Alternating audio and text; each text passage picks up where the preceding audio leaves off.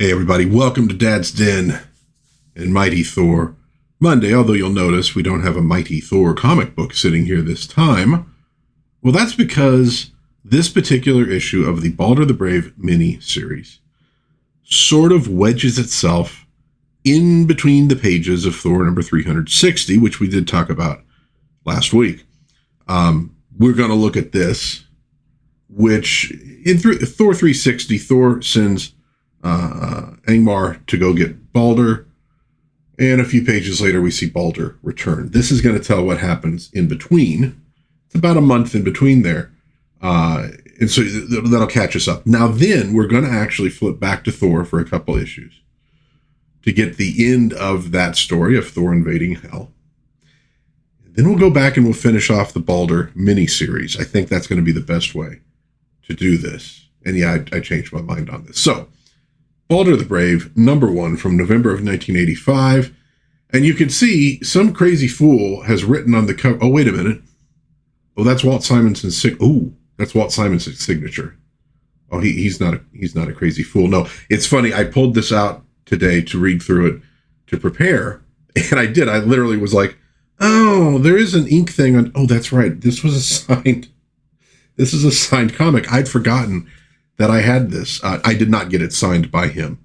I got it this way. And it's actually in kind of rough shape, the book, but cool to have that autograph on there from the man, the myth, the legend himself. So let's jump into this, dude. We get a prologue here. And this obviously will come up later in the Balder series, where we get to see Frey, who doesn't appear an awful lot in the Thor comic books. And Frey sends Skirnir, his sort of his footman, his squire, whatever you want to call him, to win the hand of Gerd. That would be Gerd right there. And he gives him this magic sword that he has as this token of love. Okay, it works. They're married, and he allows Skirnir to keep the sword. The sword makes you unconquerable in battle because it can fight on its own. In D&D, we'd call it a dancing sword. Well, it gets stolen, and it disappeared from the kin of gods or men. Perhaps Odin, ruler of the gods, knew of the sword's fate, but the one-eyed god is gone, and now unknown to any save its owner. The sword rests within an impregnable armory cut from the living rock, deep beneath an ancient fastness in the wilds. A fortress called Magic Mountain. No.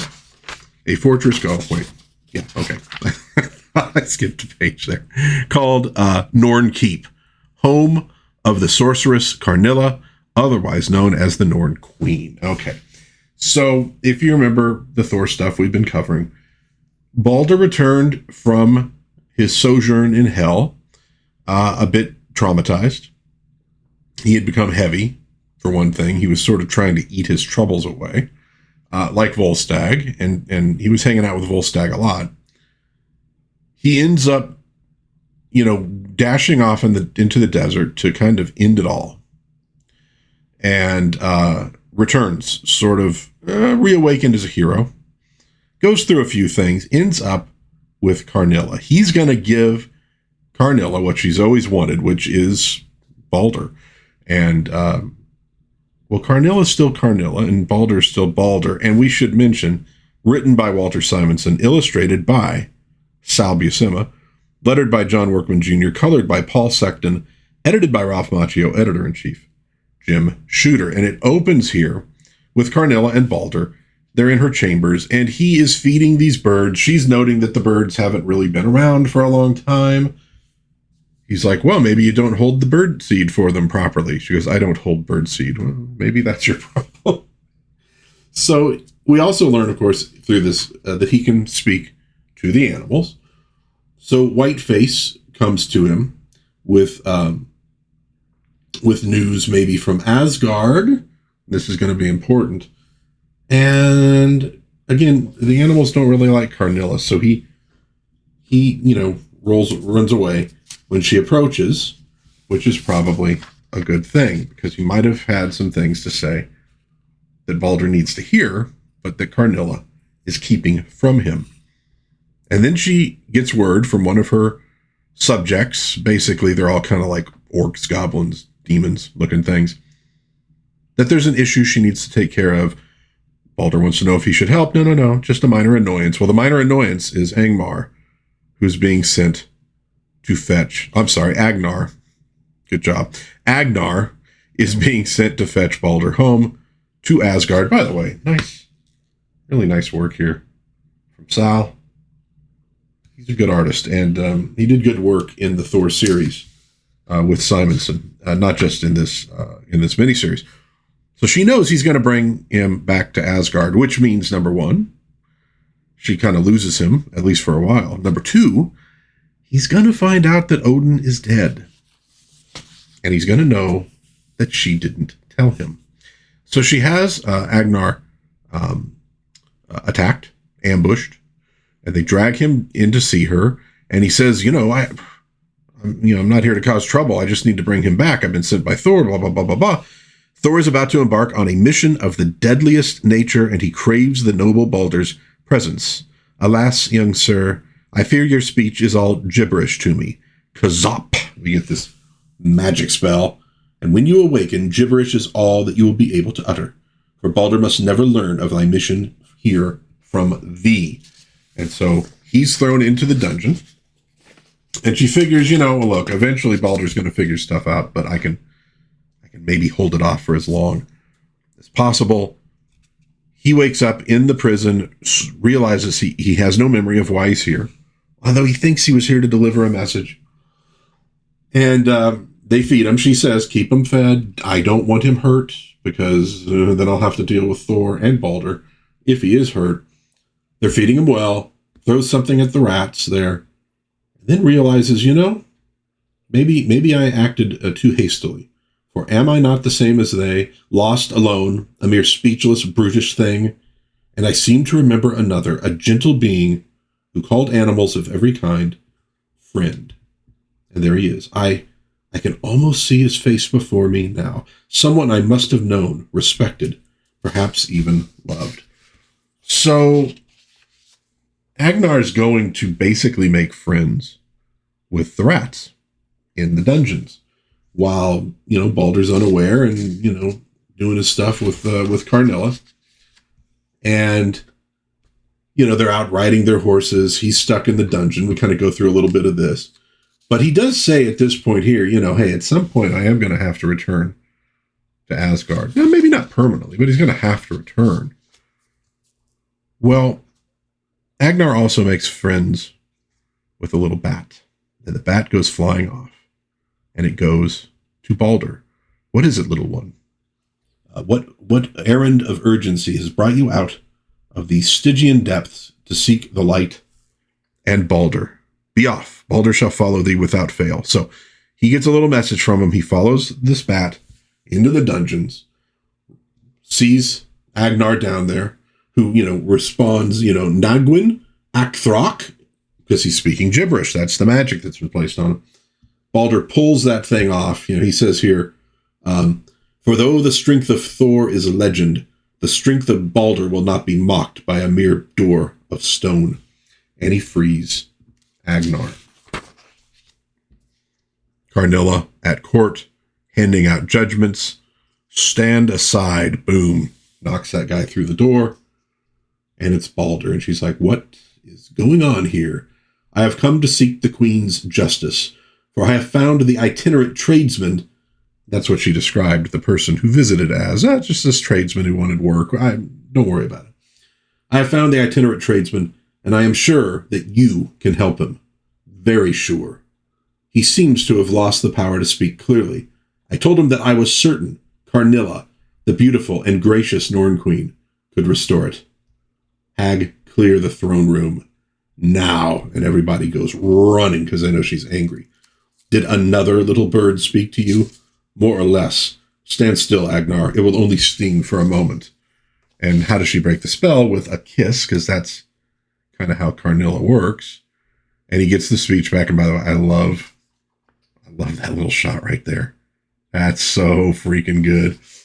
She's angry, of course. He gets the message that Odin is dead and that Thor is going to invade Hel to retrieve those human souls, the mortal souls, that Hela has stolen and needs Baldur's help. Yes, Thor would try to save them, wouldn't he? And you would not, Baldur? Do not do this thing, my lord. What are a few mortal souls to such as we? Of all the living, I alone know the cost of the enterprise Thor is undertaking. He may yet wish he had died by his father's side. But he is right. The realm of Hela is perilous and awful beyond words, and no mortal who has not earned that death should taste it.